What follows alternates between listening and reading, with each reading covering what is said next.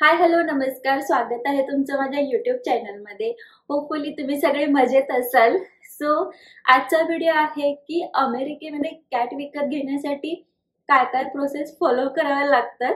आणि तुम्ही सगळ्यांनी माझ्या लास्ट व्हिडिओमध्ये बघितलं असेल की आम्ही कॅट इथं विकत घेतलेला आहे आणि खूप छान खूप गोंडस असं हे कॅट आहे आणि खूप छान म्हणजे आता घेतल्यापासून मी खूप त्याच्यासोबत टाइम एन्जॉय करत आहोत। बट ह्याला घेण्यासाठी आम्हाला खूप प्रोसेस आणि खूप रेस्ट्रिक्शन्स फॉलो करायला लागले।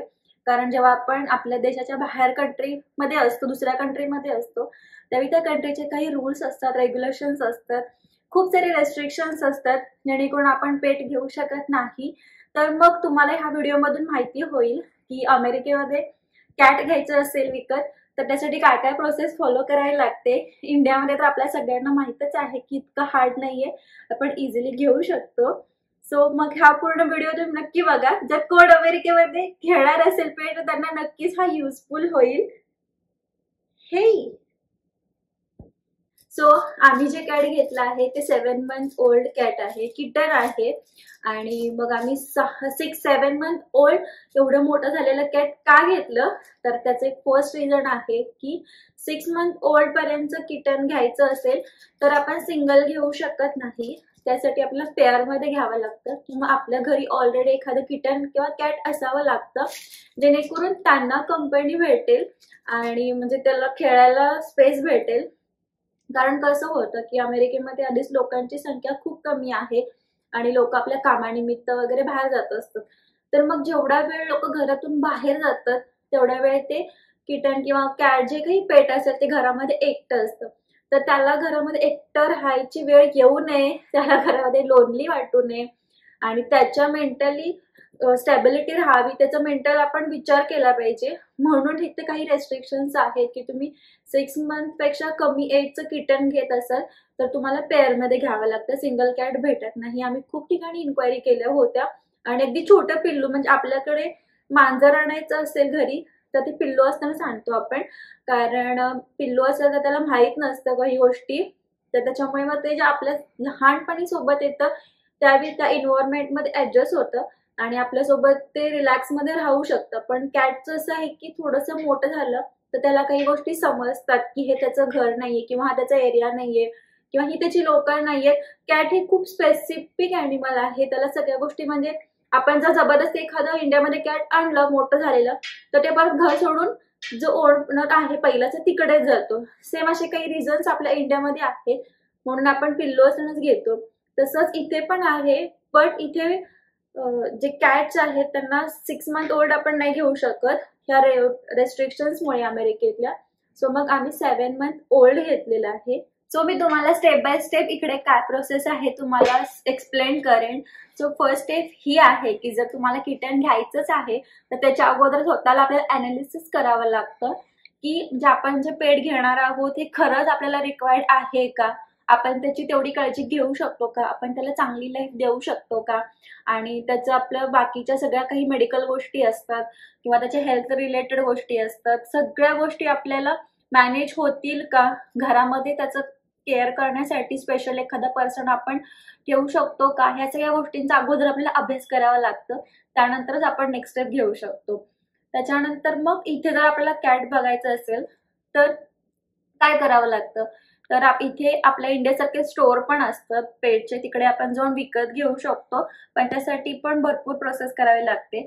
आणि काही इकडे ऑनलाईन साईट पण असतात, तर त्या ऑनलाईन साईट असतात ना ह्या एक्सटर्नल जे स्टोअर असतात त्यांच्याशी कनेक्टेड असतात। मग स्टोअरमध्ये जाऊन कॅट घेणं हे खूप आपल्याला हार्ड होतं कारण आपल्याला तेवढा टाइम नाही भेटत आणि ते स्टोअर्स असतात ते अगदीच आपल्या घराजवळ असतील असं नाहीये, खूप लांब लांब डिस्टन्सवरती असतात। सो तिथे जाऊन चेक करणं, आपल्याला कोणती कॅट आवडते नाही आवडते पसंत करणं, आपल्या रिक्वायरमेंटमध्ये बसणं हे त्यावेळेला अवेलेबल असू शकत नाही किंवा तशा आपल्याला रिक्वायर्ड कॅट भेटू शकत नाही डायरेक्टली स्टोअरमध्ये गेलं तर। मग त्यासाठी आपण इथे काय करतात लोक की ऑनलाईन जाऊन चेक करतात, ऑनलाईन आपल्याला जो क्रायटेरिया हवा आहे, जो कलर हवा आहे, एज हवा आहे किंवा स्पेसिफिक ब्रेडची हवी आहे तर ते आपण ऑनलाईन सर्च करायचं। इथे खूप साऱ्या साईट्स असतात, त्या साईटवरती जाऊन आपण पाहिजे ते कॅट चेक करू शकतो। आणि मग रॅन्डमली असंही होतं की जर आपण एखादं किटन सेक्शन बघत असो तर मग जी आपल्याला रॅन्डमली चांगली भेटेल ते आपण सिलेक्ट करू शकतो. सो इथे बेसिकली ही प्रोसेस आहे की आपल्याला ऑनलाईनच मोस्टली कॅट बघावी लागते. अमेरिकन लोक सगळे ऑनलाईनच पेट खरेदी करतात, पण आपल्या इंडियामध्ये असं नाहीये. आपल्या इंडियामध्ये आपण काय करतो की एखादं ब्रीडर असेल त्याच्याकडून आपण डायरेक्टली विकत घेतो. जर ब्रीडर नसेल, ब्रीडर तर म्हणजे ही खूप ऍडव्हान्स गोष्ट आहे आपल्याकडे सध्या आता चालू आहे, पण याच्या अगोदर असं नव्हतं. किंवा एखाद्याच्या घरी मांजर पाळलेली असेल, त्याला पिल्ली झाली तर आपल्याला जर हवं असेल तर आपण त्यांना डायरेक्टली जाऊन सांगत होतो की आम्हाला कॅट हवी आहे, आमच्यासाठी एक ठेवा. मग थोडंसं त्याचं मोठं झाल्यानंतर आपण त्याला घरी घेऊन यायचं. किंवा आपल्या इकडे इव्हन हेही होतं की स्ट्रीटवरती सुद्धा म्हणजे कॅट आपल्याला भेटतात, ते लोक सुद्धा घरी घेऊन येतात, असंही होतं. म्हणजे आपल्याला स्पेशली कॅटला विकतच घ्यावं लागतं असं काही नाहीये इंडियामध्ये, पण इथे कॅटला विकतच घ्यावं लागतं किंवा अडॉप्ट करावं लागतं. आणि ते सगळं प्रोसेस थ्रूच करावं लागतं. आपण रॅन्डमली रस्त्यावरती दिसली म्हणून आपण आणू घरी असं इथे नाही होत. असं जर आपण इथं केलं तर इकडचं आपल्याला गव्हर्नमेंट पकडून जेलमध्ये टाकू शकतं. कारण इथल्या कॅट ह्या स्ट्रीट कॅट बिलकुल नाहीयेत. इथे जर बाहेर तुम्हाला कॅट दिसली तर ती कॅट कोणाच तरी पाळलेली असू शकते, जी घरातून मिस झाली असेल किंवा घरातून एक आउटडोअर इंडोर असतात, आउटडोअरची असेल, फिरायला बाहेर आली असेल, तसे असतात. त्यामुळे आपण इथल्या स्ट्रीटवरच्या कॅटला किंवा डॉगला इव्हन आपण टच पण नाही करू शकत किंवा त्यांना आपल्या घरी वगैरे आणू शकत नाही. तर फर्स्ट स्टेप ही आहे की आपल्याला कॅट सर्च करायचे आहे तर ऑनलाईन साईटवरती सर्च करणे, हाच इथला फर्स्ट ऑप्शन आहे. सो ऑनलाईन सर्च केल्यानंतर म्हणजे इथे ऑनलाईन ना बऱ्याचशा साईट्स अवेलेबल असतात. सो तिकडे साईटवरती जाऊन आपल्याला चेक करावं लागतं की आपल्याला कोणत्या प्रकारची कॅट हवी आहे, कोणती आहे. भरपूर म्हणजे भरपूर ऑप्शन्स असतात. ही फॉलो होते की ऑनलाईन आपल्याला कॅटसाठी खूप सारे सर्च करावे लागतात. आणि मग जर एखादं कॅट आपल्याला आवडलं तर मग आपल्याला तिकडे ना इन्क्वायरीचा ऑप्शन असतो. सो आपण इन्क्वायरीचा फॉर्म सबमिट करतो. त्याच्यामध्ये आपल्याला बेसिक डिटेल्स द्यावे लागतात, जसे की आपलं नाव काय आहे, कॉन्टॅक्ट नंबर काय आहे, आणि आपण कुठे राहतो, आणि आपला ईमेल आयडी वगैरे अशा गोष्टी प्रोव्हाइड कराव्या लागतात. आणि तिकडे आपल्याला अकाउंट पण स्वतःचं क्रिएट करावं लागतं. अकाउंटमध्ये बेसिक डिटेल्स सगळ्या द्याव्या लागतात. आणि त्याच्यानंतर आपल्याला कॅट कोणत्या टाईपचा हवा आहे हे पण त्याच्यामध्ये सिलेक्शन करावं लागतं. जसं की आपल्याला कॅटचा कोणता कलर हवा आहे, कोणती ब्रीड हवी आहे, काय एज हवा आहे, अशा काही बेसिक गोष्टी असतात. त्या गोष्टी आपल्याला फिल कराव्या लागतात आणि तो ऍप्लिकेशन आपल्याला सबमिट करावं लागतं. जेव्हा आपण ऍप्लिकेशन सबमिट करतो त्यावेळेला आपल्याला लगेच रिस्पॉन्स येईल असं होत नाही, कारण आपल्याला फक्त ईमेल येतो की हा आपण ऍप्लिकेशन सबमिट केलेलं आहे. सो एकाच कॅटला आपण अप्लाय नाही करू शकत, आपल्याला मल्टिपल कॅट्सला ऑप्शन करावं लागतं. कारण कोणत्या कॅटचा रिस्पॉन्स येईल सांगता येत नाही. जर ते कॅट अवेलेबल असेल ते आपल्याला रिस्पॉन्स करतात. त्याची नेक्स्ट स्टेप अशी आहे की ज्यावेळी आपण भरपूर सारे ऍप्लिकेशन्स केलेले असतात त्यावेळी मग त्या ब्रीडर कडून किंवा त्या कॅटच्या जे कोण ओनर असतील, विकणारे सेलर असतील, त्यांच्याकडून आपल्याला एक ईमेल येतो. त्याच्यामध्ये जर ते कॅट अवेलेबल असेल तर ते सांगतात की हा हे कॅट अवेलेबल आहे आणि या कॅटसाठी तुम्हाला एक बेसिक आम्ही जो फॉर्म देणार तो फॉर्म तुम्हाला भरावा लागेल. आणि ते आपल्याला लिंक सोबत फॉर्म पाठवतात, त्याच्यामध्ये आपल्याला भरायचे असतात. आणि जे कॅट अवेलेबल नसतील त्यांच्याकडून रिस्पॉन्स पण येतो की हे कॅट ऑलरेडी सेल झालेलं आहे आणि अवेलेबल मार्केटमध्ये नाहीये. सो आपल्याला ज्याच्याकडून मेल आलेला आहे की कॅट अवेलेबल आहे त्यांच्यावर ज्या प्रोसेस असतात त्या फॉलो कराव्या लागतात. मग ज्यावेळी ते लोक आपल्याला मेलमध्ये एक फॉर्म देतात, तो फॉर्म आपल्याला भरावा लागतो. तर तो फॉर्म तुम्ही म्हणजे बिलीव्ह नाही करणार की त्या फॉर्म मध्ये इतके काही क्वेश्चन्स विचारलेले असतात, इतके काही क्वेश्चन्स असतात की म्हणजे पूर्ण विचारपूर्वक तो फॉर्म भरावा लागतो आणि खूप साऱ्या डिटेल्स द्याव्या लागतात. बेसिक तर आपली इन्फॉर्मेशन द्यावीच लागते. त्याच्यानंतर आपण कुठे राहतो, आपल्या घराची साईज काय आहे, किती बेडरूम्स आहेत, त्याच्यानंतर आपण इथं इंडियन्स आहोत तर आपण इथे इंडियावाले कोणत्या स्टेटसवरती बाहेरच्या अमेरिकेत राहत आहोत, तर मग तुमच्याकडे ग्रीन कार्ड आहे का, सिटिझनशिप आहे का, त्याच्यानंतर आपले फायनान्शियल डिटेल्स जे असतात ते सुद्धा चेक करतात ते लोक. आणि त्याच्यानंतर मग काही बेसिक कॅट रिलेटेड क्वेश्चन्स असतात की तुम्ही कॅटला घरामध्ये कुठे ठेवाल, त्याच्यासाठी काय खाण्यासाठी वापराल. त्याच्यानंतरचा क्वेश्चन असतो की कॅटची जी नखं असतात ना, म्हणजे सगळ्यांनीच बघितलं असेल की कॅटला अशी स्क्रॅच करायची सवय असते. मग त्याच्यामुळे काय होतं की कॅट जे असते ना फर्निचरला, सोफ्याला किंवा भिंतींना इकडे इकडे स्क्रॅच करते, मग डॅमेज करतात. मग जर आपलं काही डॅमेज झालं तर ऑब्व्हियसली ओनर जो आहे तो कॅटवरती रागवू शकतो किंवा रागाच्या भर त्याला मारू शकतो, काहीतरी हानी पोहोचवू शकतो. म्हणून ऑलरेडी रेस्ट्रिक्शन्स असतात की तुम्ही ती गोष्ट नाही करू शकत. मग त्यासाठी तुम्हाला सोल्युशन द्यावं लागतं. तुम्ही त्या नखांसाठी काय कराल, तर मग आपल्याला सांगावं लागतं की आम्ही स्क्रॅच पॅड घेऊ, त्याच्यावरती ते नख स्क्रॅच करेल आणि त्याला बेटर फील होईल. किंवा इथे असा एक ऑप्शन भेटतो की ती कॅटची जी नख आहेत पूर्ण मुळापासून काढली जातात, जेणेकरून ती परत येऊ शकणार नाही. तर त्या अमेरिकेमध्ये हे खूप जास्त बघायला भेटतं. म्हणजे आमच्या नेबरकडे पण जे कॅट आहे त्यांनी पण तेच केलेलं आहे, जेणेकरून मग ते स्क्रॅच करणार नाही. सो मग त्याचं पण आन्सर द्यावं लागतं. त्याच्यामध्ये आम्ही आन्सर दिलं होतं की आम्ही डिक्लाइन नाही करणार, कारण आपल्याला माहिती आहे आपल्या इंडियामध्ये जे कॅट्स असतात ते आपल्याला सवय आहे त्यांच्या नखांसोबतच आपण त्यांना पाळतो. आपण नख वगैरे काढत नाही. ते आपल्याकडे म्हणजे खूप रूड वाटेल आणि ते खूप इनह्युमन वाटेल. सो आपण असल्या काही गोष्टी करत नाही. सो आम्ही त्यांना स्पष्ट सांगितलं की आम्ही त्यातले कोणतंही करणार नाही, ॲज इट इज जसं आहे तसंच आम्ही ठेवणार.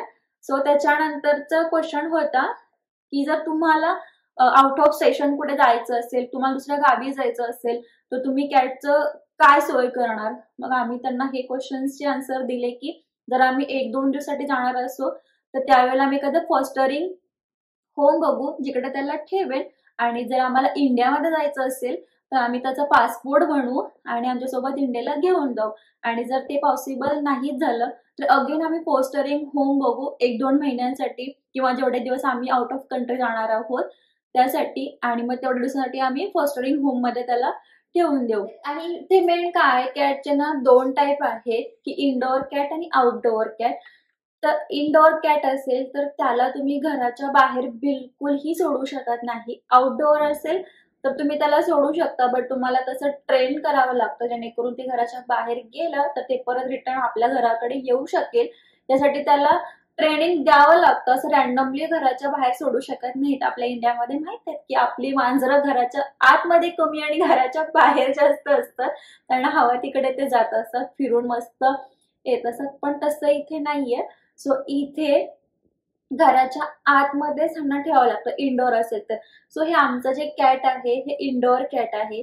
तर ह्याला आम्ही आमच्या गराज एरिया आहे त्या गराज एरियामध्ये पण नाही ठेवू शकत, कारण तसं कॉन्ट्रॅक्टमध्ये लिहिलेलं आहे की कॅटला गराज एरियामध्ये नाही ठेवू शकत. आणि काही जर रिझनमुळे ठेवायची वेळ आलीच तर एक स्पेसिफिक टाइम आहे, त्याच्यापेक्षा जास्त आम्ही गराजमध्ये नाही ठेवू शकत. सो असं कॉन्ट्रॅक्टमध्ये आम्ही साईन केलेलं आहे. आणि त्याच्यानंतर की घरामध्ये पण त्याला एकट्याला बिलकुल ठेवणार नाही. त्याच्यासोबत सतत कोण ना कोणतरी असेल, त्याचा पार्टनर असेल किंवा त्याच्यासोबत कोणी फ्रेंड आणला जाईल, त्याच्यासोबत तो टाइम स्पेंड करेल. नसेल तर ह्युमन कोणीतरी तिथं अवेलेबल असणं गरजेचं आहे. सो ते पण आम्ही अप्रूव्ह केलेलं आहे. आणि त्यांनी आम्हाला हाही क्वेश्चन विचारला होता की घरामध्ये कॅटला एकटा राहण्याचा टाइम किती असू शकतो, किती आवर असेल तुमच्या पर डे मध्ये, ज्या टाइम मध्ये ते एकटं राहील. तर आम्ही 0 दिलं होतं, कारण सध्या वर्क फ्रॉम होमच चालू आहे. कधी ऑफिसला गेलं तर तेवढाच, अजून तर ती वेळ आलेली नाहीये, पण आम्ही मोस्टली वर्क फ्रॉम होम आहोत, त्याच्यामुळे मग आम्ही 0 टाइम दिला. आणि त्याच्यामुळे आमचं ऍप्लिकेशन अप्रूव्ह व्हायला जास्त त्याच्यामुळे हेल्प झाली. सो असे बरेचसेच क्वेश्चन्स होते त्याच्यामध्ये. फॉर्ममध्ये खूप मोठा फॉर्म होता, बिलीव्ह नाही होणार की फक्त एक कॅट घेण्यासाठी इतक्या साऱ्या क्वेश्चनचे आन्सर करावे लागतात. जसं की एखादं छोटं मुलं पण अडॉप्ट करताना पण इतके क्वेश्चनचे आन्सर देणार नाही, तितके कॅट विकत घेण्यासाठी एवढे आन्सर करावे लागत होते. आणि खूप सारे, म्हणजे प्रत्येक आन्सर हे व्हॅलिड असलं पाहिजे. आणखीन एक मेन क्वेश्चन होता की तुम्ही ॲज अ हे कॅट इमोशनल सपोर्ट ॲनिमल म्हणून घेत आहात का. तर तिकडे येस नो ऑप्शन होता, बट आम्ही नो ऑप्शन सिलेक्ट केला, कारण कॅट हे इमोशनल सपोर्ट ॲनिमल नाहीये. जर एस केलं तर कदाचित आमचं ऍप्लिकेशन रिजेक्ट झालं असतं, कारण याच्या अगोदर आम्ही SES म्हणून टाकत होतो, तर आमचे ऍप्लिकेशन अप्रूव्ह होतच नव्हते. त्याच्यानंतर आम्ही आता नो म्हणून टाकलं, तर मग ते कॅट हे इमोशनल सपोर्ट ॲनिमल नाहीये. सो दे कॅन अंडरस्टँड की ॲज अ फक्त आपण पेट हवा आहे म्हणून घेत आहोत. तर मग ह्यावेळेला ते आम्हाला यूज झालं की आम्ही नो टाकलं होतं. आणि मग हे सगळं फॉर्म फिल करून सबमिट केल्यानंतर मग आम्हाला 2-3 दिवसांनी एक कॉल आला त्या सेलर कडून. आणि त्यानंतर मग त्यांनी एक आमचं बेसिक मीटिंग अरेंज केली आणि त्याच्यामध्ये एक इंटरव्ह्यू टाईप असं क्वेश्चन आन्सरिंग सेक्शन असतो, म्हणजे तुम्ही पेट पॅरेंट व्हायला रेडी आहात की नाही अशा काही क्वेश्चन्स विचारले जातात. आणि मग आम्हाला एक कॉल आला, कॉलमध्ये विचारलं की तुम्ही कुठे राहता, तुमच्या घराचा साईज काय आहे आणि तुम्ही म्हणजे एक पेट अफोर्ड करू शकता का, त्याचं हेल्थ केअर तुम्ही अफोर्ड करू शकता का, तुम्ही मंथली त्यासाठी किती इन्व्हेस्ट करू शकता, किती डॉलर तुम्ही त्याच्यासाठी खाण्यासाठी तुम्ही खर्च करू शकता, आणि इन केस जर त्याला काही हेल्थचे इश्यू झाले इन फ्युचर तर तुम्ही त्यासाठी तुम्ही पे करू शकता का, तुमचं मॅक्सिमम लिमिट काय आहे, तुम्ही त्याची काळजी कशी घेणार, कोणत्या प्रकारचं खायला देणार, हे सगळे बेसिक क्वेश्चन विचारले. आणि अगेन नेल्स वगैरे तुम्ही त्याचे काय करणार हे सगळे क्वेश्चन्स विचारले. आणि त्याच्यानंतर मग आम्ही फोन ठेवून दिला. आणि अगेन परत त्यांनी अजून एक मीटिंग शेड्यूल केली होती ज्याच्यामध्ये आम्हाला पेटला भेटायचं होतं. सो मग आम्ही नेक्स्ट टाइम शेड्यूल केला, अपॉइंटमेंट घेतली आणि मग आम्ही आमच्या कॅटला भेटायला गेलो, जे कॅट घेणार आहेत ते. आणि मग ते कॅट आहे ना एका पर्टिक्युलर होम मध्ये ठेवण्यात आलं होतं. तिथे बरेचसेच इतर पेट सोबत ठेवले होते, जिकडे डॉग्स होते, कॅट होते. सो आम्ही तिथे गेलो आणि पाहिलं की कॅट कसा आहे ऍक्च्युअल मध्ये, दिसायला कसा आहे, त्याची हेल्थ कंडिशन काय आहे, जे तो आपल्या घरी घेऊन जाण्यासाठी आपल्याला आवडतो की नाही आवडतो हे सगळं बघितलं जातं. आणि त्यावेळेला पण काही बेसिक क्वेश्चन ते लोक विचारतात की म्हणजे तुम्हाला आवडलं का, तुमचा क्रायटेरिया काय आहे, तुमच्यासाठी योग्य आहे का, असेल तर तुम्ही घेऊ शकता. सो ज्यावेळी आम्ही ह्याला बघायला गेलो त्यावेळी आम्हाला आमचा हा डॉलर खूप जास्त आवडला. आणि बघितल्यानंतर जसा मला हवा होता सेम तसंच होतं. त्यामुळे मग आम्ही त्या दिवशीच त्यांना आम्ही बोललो की आम्हाला कॅट आवडला आहे, तुमची जी नेक्स्ट प्रोसेस आहे ती तुम्ही स्टार्ट करू शकता. मग त्याच्यानंतर आम्ही लगेच त्याला घेऊन आलो नाही, कारण फॉर्म वगैरे भरणं होतं, पेमेंट करण्याची प्रोसेस बाकी होती आणि बरेच काही अजून रूल्स रेग्युलेशन फॉलो करणं बाकी होतं. त्याच्यामुळे मग आम्ही येस बोललो आणि मग आम्ही आमच्या घरी आलो. त्याच्यानंतर मग आम्ही 2-3 दिवसांनी त्यांना सांगितलं की आम्ही कॅटला न्यायला येणार आहोत, सो तुम्ही तुमची पुढची प्रोसेस फॉलो करा. आणि मग परत आम्ही त्यांच्याकडे गेलो आणि त्यांनी आम्हाला खूप सारे फॉर्म्स दिले भरण्यासाठी. त्याच्यामध्ये खूप खूप सारे तिकडे पण आन्सरिंग लिहायचे होते आपल्या हँड रिटन. सो तिकडे आम्ही सगळ्या फॉर्म फिल केला आणि त्याच्यानंतर मग पेमेंट होतं. पेमेंट जे काही होतं ते आम्ही पेमेंट केलं कॅटसाठी लागणारं. तर कॅटचं पेमेंट किती होतं तर ह्या कॅटच्या साठी आम्ही $1000 पे केलेले आहेत, म्हणजे इंडियन करन्सीमध्ये अराउंड 82,000 रुपीज पे केले. आणि त्याच्यानंतर मग त्याला आम्ही आमच्या घरी घेऊन आलो. तर आम्ही त्याला घरी घेऊन आल्यानंतरचा जो व्हिडिओ आहे तो मी ऑलरेडी पोस्ट केलेला आहे, तुम्ही बघू शकता माझा लास्ट व्हिडिओ. आणि छान असं त्याचं घरामध्ये आम्ही स्वागत केलं आणि खूप छान वाटलं. होपफुली आता ते आमच्या घरात एन्जॉय करत असेल. मी तुमच्याशी बोलतीये आणि बघा तुम्ही ते बघू शकता की ते पण व्हिडिओ मध्ये बघत आहे. हे डॉलर काय बघतोय, काय बघतोय. आणि ह्याला ना आपली मराठी लँग्वेज कळत नाही, जेव्हा आपण अमेरिकनच लँग्वेज कळते आणि जेव्हा आपण इंडियन टोन मध्ये इंग्लिश बोलतो ते त्याला कळत नाही. सो इकडचे अमेरिकन जसे बोलतात ना त्या टोन मध्ये ह्याच्याशी बोलावं लागतं, मग त्याला ते पटकन शब्द कॅप्चर होतात. आपण नॉर्मल आवाज दिला तर ती बघत पण नाही, पण थोडंसं अमेरिकन स्टाईल मध्ये बोललं की ते आपल्याला अटेन्शन देतं. आणि तुम्ही हे बघू शकता की कॅट किती मोठा आहे, म्हणजे जी साईज जर बघाल ना खूप मोठा आहे. 7 सो या कॅटची साईज तुम्ही बघू शकता किती लॉंग आहे आणि 7 मंथ्स किटन आहे हे, तरी पण ह्याची वाढ एवढी मोठी झालेली आहे. सो हे ब्रीड कोणतं आहे विचाराल तर ही ब्रीड आहे मेन कून. तुम्ही गुगलवरती बघू शकता की मेन कून कॅट आहे ना ही साईजला मोठीच असते, बट जेवढी मोठी दाखवतात गुगलवरती जेवढी मोठी साईज आहे तेवढी मोठी साईज होईल की नाही माहित नाही, कारण ह्याची जी मदर होती त्याची तेवढी ह्यूज साईज नाहीये, पण हे बऱ्यापैकी मोठं होणार. आणि 7 महिन्याचाच तेवढा असून एवढं मोठं झालंय. सो बघूया आता ह्याची साईज किती आणि कशी वाढते. आणि ह्याच्याकडे बघितल्यानंतर बघा बिलकुल वाटणार नाही की किटन आहे. हो ना डॉलर, अरे किटन किटन और cat, you're fat boy, you're fat boy, such a good boy, you're a good boy, good boy.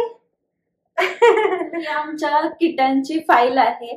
So ह्या फाईल मध्ये काय काय दिलं आहे मी तुम्हाला दाखवते. सो इथे तुम्ही बघू शकता स्टार्टिंगलाच डॉक्टर आहे, कॅटसाठी जे डॉक्टर रिक्वायर्ड असतात त्यांची डिटेल दिलेली आहे, जेणेकरून आम्हाला जर कॅटला डॉक्टरकडे घेऊन जायचं असेल त्यांचा कॉन्टॅक्ट नंबर, डिटेल, ऍड्रेस दिलेला आहे. त्याच्यानंतर थँक्सचा फॉर्म आहे की तुम्ही ही कॅट विकत घेतल्या त्याबद्दल. आणि त्याच्यानंतर you got a new kitten.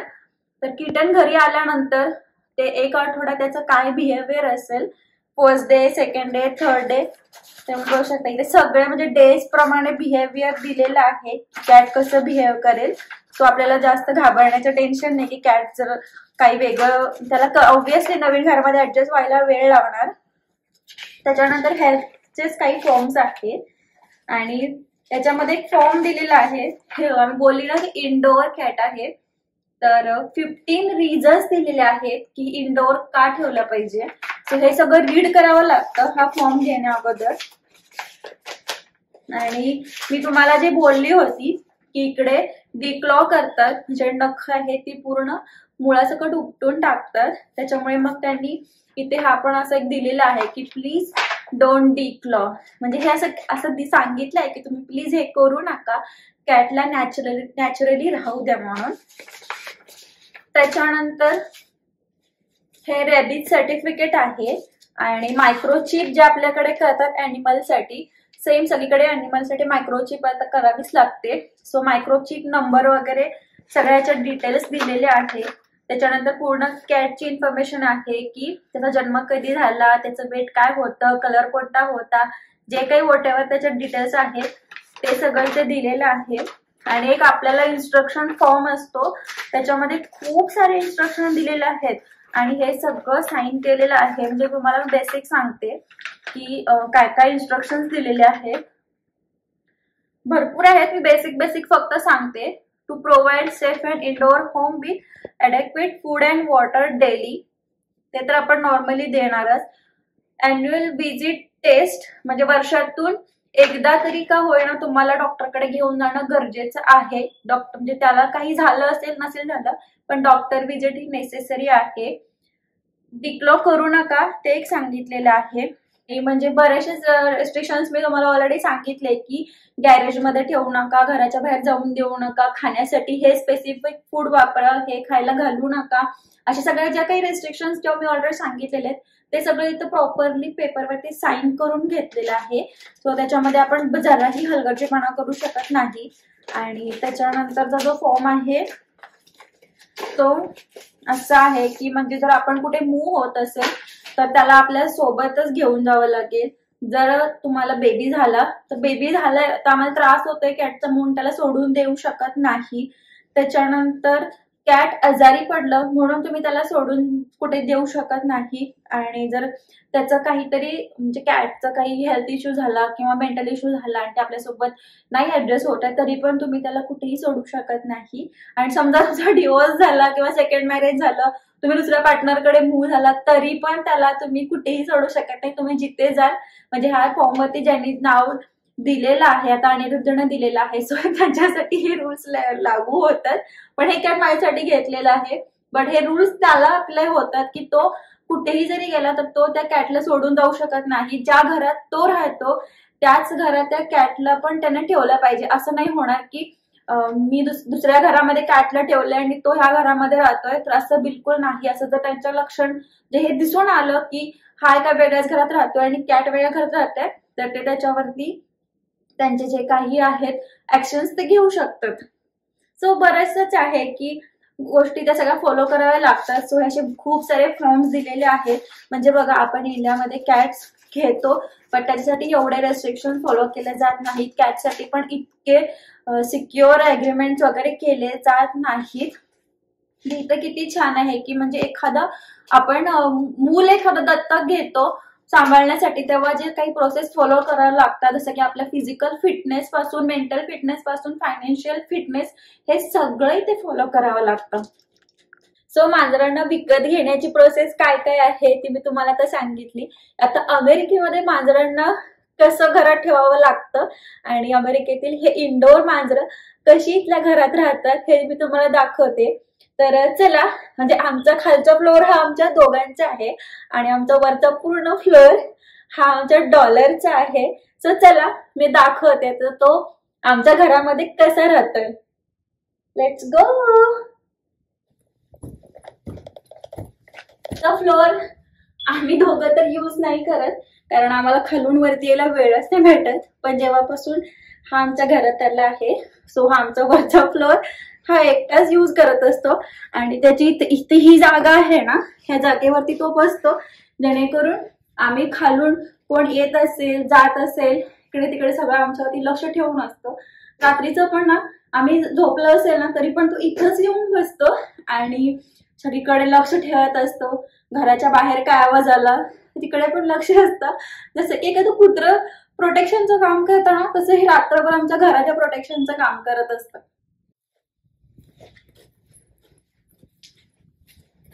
So चला मी आता तुम्हाला दाखवते आमच्या डॉलरचा बेडरूम. चल इकडे.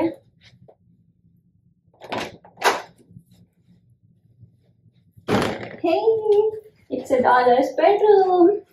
सो मी ते डेकोरेशन साठी जे बनवलं होतं ना सो ह्या बेडरूम मध्ये इकडे असं बॉल वरती चिटकवलेलं आहे. सो हे इथे येतं आणि मग ह्याला समजतं की अरे वा हे माझ्यासाठी बनलेलं आहे, हे माझा बेडरूम आहे, छान छान. मग इथं हा खेळत असतो आणि त्यासाठी इथे छोटे छोटे टेडीज पण ठेवलेले आहेत. मंकी आहे.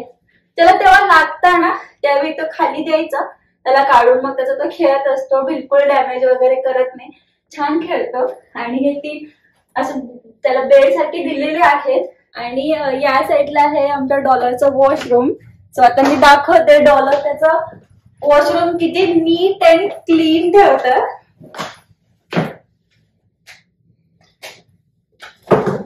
सो अमेरिकेत इथे असा लिटर बॉक्स यूज करावा लागतो. शॉपिंग मध्ये तुम्ही बघितलं. सो याच्यामध्ये अशी वाळू टाकावी लागते आणि वाळू टाकल्यानंतर मग त्याला ना सांगावं लागत नाही की त्याला सी शू आल्यानंतर कुठे जायचंय. सो त्याच्या त्या वासाने ते वाळूला स्पेसिफिक असं वास दिलेला आहे.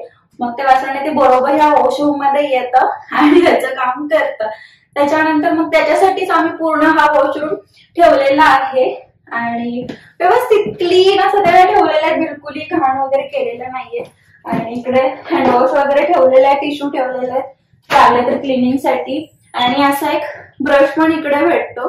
हे त्याचे हेअर क्लीन करण्यासाठी वापरला जातो आणि त्याचे पाय वगैरे क्लीन करायचे असतील तर तुम्ही ते बघू शकता की ह्याच्यातून वाफ येते. सो ही वाफ आहे ना पूर्ण त्याचे पाय वगैरे क्लीन करत कारण ते आपल्या घरामध्ये सगळीकडे फिरत असतं. त्याच्यामुळे थोडंसं क्लीननेस मांजराला तर क्लीन करायची गरजच नाही लागत कारण मांजर स्वतःचा क्लीननेस स्वतःच ठेवतं. सो मग हे असं इथे मशीन्स भेटतात जेणेकरून आपण त्यांना क्लीन ठेवू शकतो. केस वगैरे जास्त पडत असतील तर आपण ह्याने विंचरू शकतो आणि मग हे असं समोर केलं की ते केस पूर्ण बाहेर येतात. सो असं इथं हायजीन मेंटेन केलं जातं. सो अशी आहे अमेरिकेमध्ये कॅट विकत घेण्याची प्रोसेस. आणि कॅट जर आपण घेतली तर त्याला घरामध्ये असं प्रॉपर मेंटेन करून ठेवावं लागतं. त्याची एवढी सगळी काळजी घ्यावी लागते. सगळे अमेरिकेचे रूल्स रेग्युलेशन्स फॉलो करावे लागतात. आणि म्हणजे आपण ह्या कॅट घेणं म्हणजे एखादं मूल दत्तक घेण्यासारखंच आहे इथे. आणि एक गोष्ट की हे लोकांना आपल्याला 20 डेजचं प्रोबेशन पिरियड पण देतात. म्हणजे जर आपल्याला काय वाटलं की आपण या कॅट सोबत नाही राहू शकत किंवा आपल्याला कॅटचं जमत नाहीये किंवा आपण नाही ऍडजस्ट करू शकत एखाद्या पेट सोबत तर आपण 20 डेजच्या आतमध्येच त्यांना रिटर्न हे द्यावं लागतं. मग आपण जे काही पैसे दिलेले आहेत त्यातले मग काही % आपल्याला रिटर्न पण भेटतात. सो असं काही नाहीये की एकदा आपण कॅट घरी घेऊन आलो तर ते कायमच आपल्याला ठेवलंच पाहिजे. जर नसेल रिक्वायर्ड तर आपण रिटर्न देऊ शकतो बट त्या 20 डेज मध्येच रिटर्न द्यावं लागतं. सो तुम्हाला हा अमेरिकेतला कॅट विकत घेण्याचा व्हिडिओ कसा वाटला मला नक्की कळवा. आणि तुम्ही जर पहिल्यांदा हा व्हिडिओ बघत असाल तर आमच्या चॅनलला लाईक शेअर आणि सबस्क्राईब करा. Thanks for watching video. Bye.